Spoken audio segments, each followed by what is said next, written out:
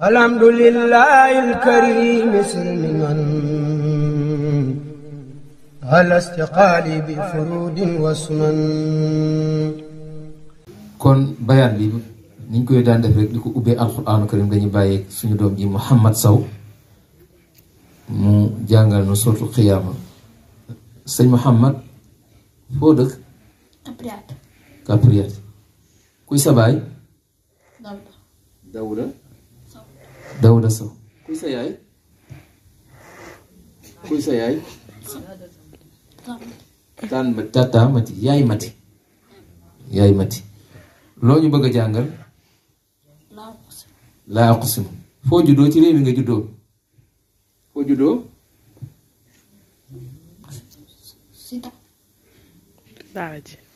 Sitaat. foo juddoo? Kapriyaati. kon Kapriyaati la juddoo fii ci réew mi, fii ci daara ji tam la jànge lii mu ñuy tari. kon mbokk yi nañ bàyyi xel ne daara ji insha allah rabbi jombul bis bi nga xam ni danañ ko jàppe at mu ne ngir xale yi di ci feeñal dañ fi jàng ci alquraanu karim ak xam-xam. daara la joo xam ni barke am na fi, loolu wax nañ ko miraaran wa takraar. kon sëñ Mouhamad Sow tafadal mashkura. أعوذ بالله من الشيطان الرجيم بسم الله الرحمن الرحيم لا أقسم بهذا البلد وأنت حل بهذا البلد ووالد وما ولد لقد خلقنا الإنسان في كبد أيحسب أن لن يقدر عليه أحد يقول أهلكت مالا لبدا أيحسب أن لم يره أحد ألم نجعل له عينين ولسانا وشفتين وهديناه النجدين فلاقتحم العقبة وما أدريك ما العقبة فك رقبة أو إطعام في يوم ذي مسغبة يتيما ذا مقربة أو مسكينا ذا متربة ثم كان من الذين آمنوا وتواصوا بالصبر وتواصوا بالمرحمة أولئك أصحاب الميمنة والذين كفروا بآياتنا هم أصحاب المشأمة عليهم نار موصدة صدق الله العظيم. ما شاء الله صدق الله العظيم. yàlla yokkoo def barki ci njàng mi. ñoo ngi sant bu baax ustaas yi. ci réew mi la juddoo lii mu xamakus néew waxuñu sax di ko wax xew xamakus néew di ko déedéet, waaye day lu am solo. surtout balet bi mu doon tari muy saar bu am solo. noo ngi ñaanal yàlla ustaas yi ko yare muy sëñ Sàmba ak ñeneen yi koy jàppale ñëpp, yàlla subhanahu wa taala doon leen jàppale ba li yéene ci tout tànk yi ñu def ko ci ñoom. allahumma amin.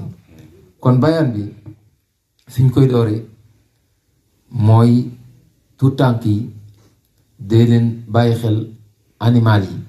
buñ ko waxee nag lu mel ni muus yi, xaj yi ak lépp luy animal rek dee leen ko moytu, dee leen ko yërëm. ni suñu diine dañoo sant ñu yërëm leen, waruñu leen a gis di leen dóor wala di leen def dara.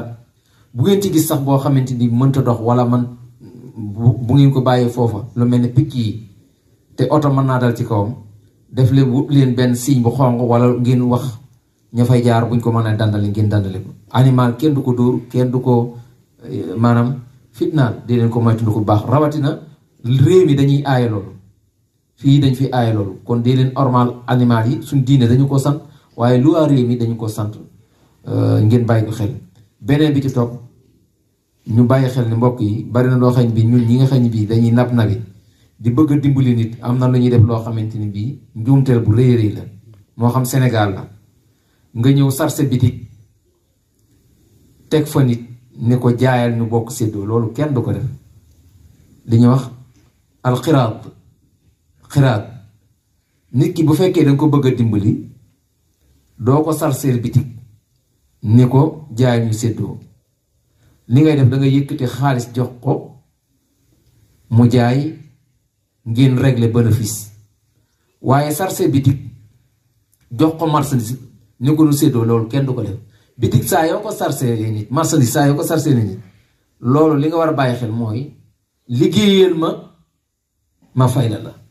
waaye xiraat saa yoo koy def nit ki ngay defal xiraat danga koy jox xaalis nga koy jox mu dem jëndi marchandise sar si bitig foofu la wuute yi am moo waral léeg-léeg nga dégg ni nit ñi ba ma ko réglé bitig ba de at danga la fa def marchandise mi mépp lekk na sama xaalis mu yàq bokk gu méttee métti te loolu ñàkk a sàmmoonteeg diine moo ko waral kon képp koy def xiraat ki nga jël mu di la liggéeyal bu dee bitig la xaalis nga koy jox waaye doo ko jox marchandise di ganaa ko nu liggéey ñu séddoo bénéfice déedéet loolu njumte la te charia téere yi jàngale charia loolu leeral nañ ko bu leer nañ kon sëñ Mouhamad nga tënk nu bayaan bi rek ci comme niñ ko waxee ci tuta yi ñu war a sàmmonteeg alxayawaanaat wal an'am ak tuyur kullaha insha allah.